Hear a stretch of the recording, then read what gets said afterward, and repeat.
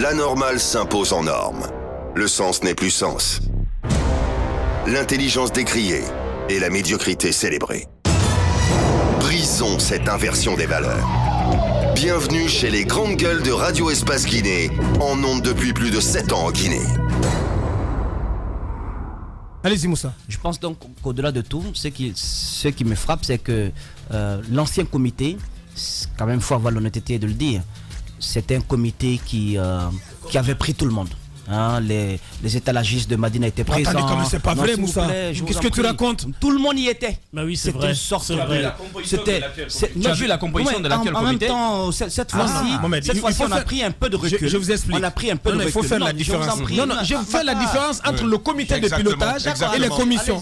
Nous ne parlons pas des commissions pour le moment, mais plutôt Moussa. Nous ne parlons pas des commissions pour le moment. Voilà. Il faut attendre la composition des commissions. Nous parlons du comité de pilotage du COCAN. Si le comité de pilotage du COCAN a subi il n'y avait pas tout le monde là-bas. Écoute, si ça a subi un changement, je pense que c'est quand même normal que les commissions. Mais bien sûr, les commissions. Alors, ces commissions, les cadres vont être complètement rabattus. Exactement. Donc, soit le dégraissage, mais en même temps que tout ce nombre pléthorique soit revu, parce que sincèrement, avec un tel nombre, on ne peut pas faire un grand travail. Maintenant, sur le cas Amadou Diaby, moi j'estime qu'on ne peut pas en vouloir à Amadou Diaby. Quelqu'un qui est peut-être épris de justice, qui a lutté pour que lumière soit faite sur la gestion des fonds alloués à la FEGUFOOT, et donc la justice a pris le dossier en main. Je pense que s'il ne veut pas que les petits arrangements entre copains mettent la justice à côté, je pense que c'est son droit. Et moi, je le soutiens dans ce sens-là. Parce qu'au-delà de tout, ce qu'il faut viser, c'est de ne pas créer un mauvais précédent. Si on trouve quel désarrangement pour que Amadou Diaby puisse avoir une porte de sortie, qu'il revienne au sein de la FEGUFOOT, il va falloir en faire autant pour monsieur Supervé. Il va falloir en faire autant pour les autres aussi. Supervé aussi, c'est le grand absent aussi. C'est le grand absent, c'est un acteur majeur du football guinéen. Exactement, donc si on fait cet arrangement, si on reprend Blasco, c'est normal que Supervé aussi fasse partie de Bocan. Alors imaginez alors qu'ils sont accusés des mêmes délits. Alors imaginez alors pour Antonio Soares qui souhaite propulser le football guinéen sur la scène internationale, africaine et internationale, qui souhaite prouver à la FIFA, au monde entier que c'est une nouvelle gestion, qu'on a mis fin à tout ce qui est petit arrangement entre copains, et qu'on en vienne à cela. Moi je sais que c'est le Premier ministre qui est à la manœuvre, parce qu'il s'agit quand même d'une question d'amitié, il s'agit de ne pas laver le linge sale en famille, mais on ne peut pas laver le linge sale en famille dès que la justice s'est saisie d'un dossier. Je pense qu'il faut quand même mettre à côté ces arrangements et penser à l'image de la nation. Si ne s'était pas porté au devant de la scène nationale, si la justice ne s'en était pas saisie, je pense qu'on aurait pu trouver une solution. Mais pour la FIFA, je pense que c'est pas bien pour l'image du pays d'aller à cela. En même temps, moi j'aimerais quand même attirer leur attention, ceux qui connaissent le monde du football, il ne faudrait pas qu'on puisse avoir une grosse honte en 2025. Parce que je vous dis, encore une fois, il ne s'agit pas de meubler, il ne s'agit pas de prendre un décret ou un arrêté. Il s'agit quand même de se mettre au travail. Et je pense que dans notre pays, et vous l'avez toujours su, c'est le politique, ce sont les questions politiques qui ont le dernier mot face à des questions mineures telles que les questions liées au football. Donc si politiquement ça ne va pas, oubliez cette CAN 2025. Bien, allez-y Tamba. Alors, on a déjà relevé le simplisme dans la démarche du ministre, du Premier ministre, peut-être même de l'illégalité. De l'illégalité aussi. Cet arrêté qui vient tout remettre en cause d'un décret présidentiel. Moi, je veux faire observer deux choses. La première, c'est que avec le premier COCAN, au moins, on avait la garantie qu'il y avait la volonté politique du président de la République derrière. En prenant un décret, il engage l'institution qu'il incarne, et donc il crée un comité, je ne dis pas plus fort, mais j'ai envie de dire avec un peu plus de prestige. Sauf que ça n'a rien changé. Oui, mais Abakar, je veux justement aller à cela. Je veux donc dire que on quitte donc ce prestige du décret et l'on verse dans celui s'il en est bien sûr, de l'arrêté, je pense que ce n'est pas un bon message pour quelqu'un pour un pays qui veut organiser la Coupe d'Afrique des Nations en 2025. Ça, c'est le premier regard que je fais. Le deuxième, d'ailleurs, j'en aurai 3. Le deuxième, c'est que ça n'a pas tourné du tout. Ça n'a pas tourné du tout. Pourquoi est-ce que ça n'a pas tourné? Est-ce qu'on s'est posé toutes les questions qui devaient être posées?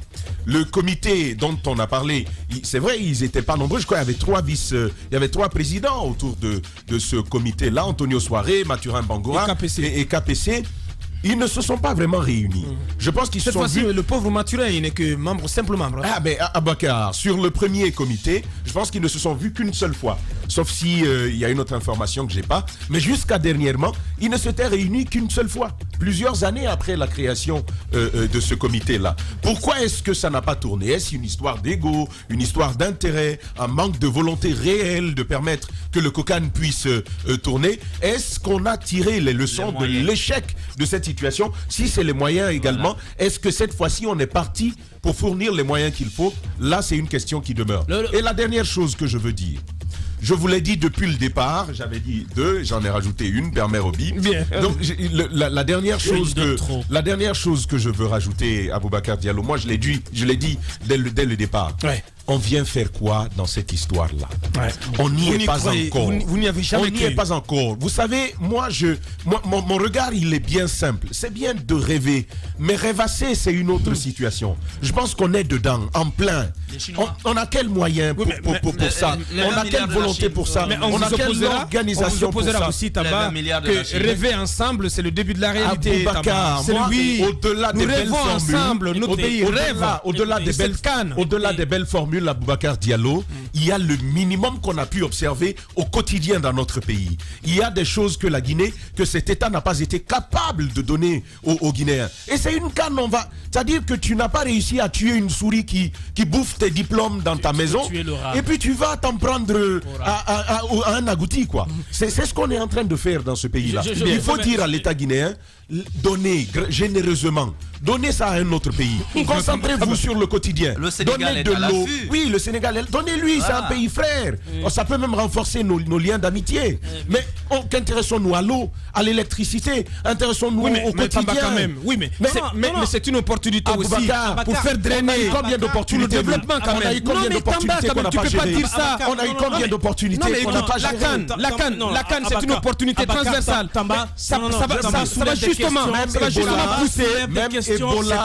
Même Ebola était une belle opportunité. C'est ce que le président de la République a dit. Après Ebola, quelle est la structure qu'on a pu Tamba soulève des questions très intéressantes, des questions très éminentes sur lesquelles on doit réfléchir. L'organisation d'une CAN, en plus en solo. Le Gabon a co-organisé la CAN, je sais pas, à l'époque c'était avec d'autres pays. On parle du chiffre de plus de 700 millions de dollars pour la co-organisation. Alors nous on est dans un pays complètement vierge. Aucune infrastructure n'est encore mise en place. C'est vrai, l'organisation d'une CAN, ça demande beaucoup d'infrastructures, au-delà des hôtels, des stades, la route, il faut les adductions d'eau à l'intérieur du pays, il faut créer des villages touristiques, il faut vraiment des aéroports, etc.